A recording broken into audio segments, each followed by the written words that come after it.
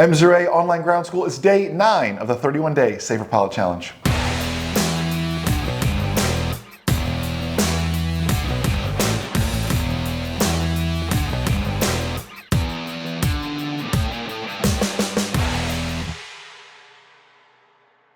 What is happening, MzeroA Online Ground School? Jason here, joined with Martin once again. We've all been there before. ATC gives you some long instruction. You go, what?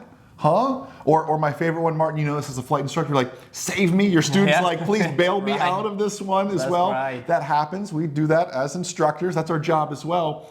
Run me through, how do you teach this to your students? Run me through your journey in your radio communications as well as a student pilot to get to being a flight instructor like you are now. Catch me up on everything here. Sure, Jason. Well, my story is kind of unique because, as you can tell, English is not my native language.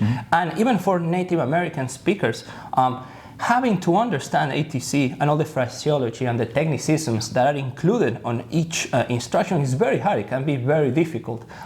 Particularly, my journey has been one of learning, constant learning, because you not only have to be on top while you fly in the plane, and to understand, you also have to translate most of the things there and put them into place regarding what you're doing. Right, listening, and then by the way, do something with what you just heard. So you've got to translate that back, and maybe you're still thinking in your native language as well, and then do something with it. Yeah, absolutely. So, okay, so how did you overcome that barrier? Well, of course, the language barrier is a very important one.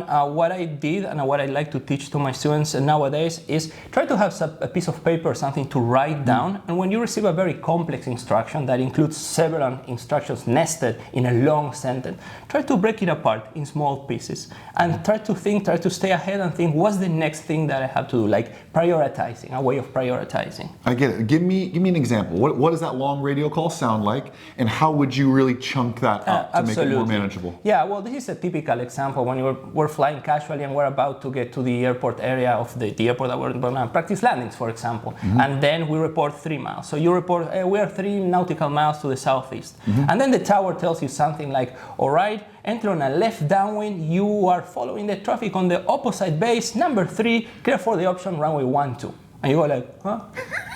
Bail me out. Right, exactly. And you look to your instructors and like, you need help, right? Help, please.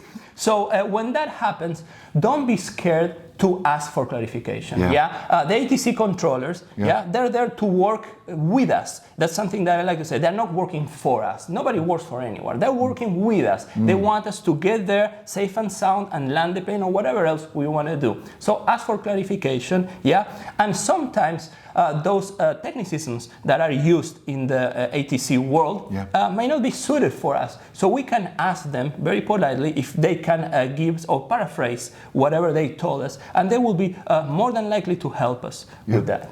Well, you're exactly right. It's a matter of what needs to really be read back.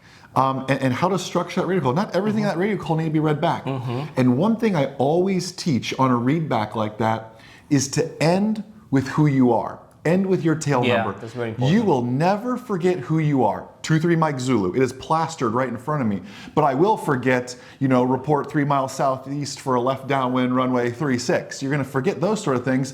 And many times people start with 23 Mike Zulu, 3 miles southeast, and now you're really jumbled. You'll never forget who you are. It's literally written right in front of you. Exactly. Read back what's important, then end 23 Mike Zulu. Yeah, that's a great advice. So showing them the syntax of that, like you said, what needs to be read back. Exactly. It's so important. So let us know in the comments, what is that crazy radio call that you got once, or what's the weird phraseology? I really want this to be kind of a way to syndicate all those weird radio calls that people have heard and everything else. So be active down there in the chat. Share the kind of the weird thing you heard. Maybe it was just local to that airport, whatever that may be. Share that down below so we create a great thread in there as well. And be sure to check in.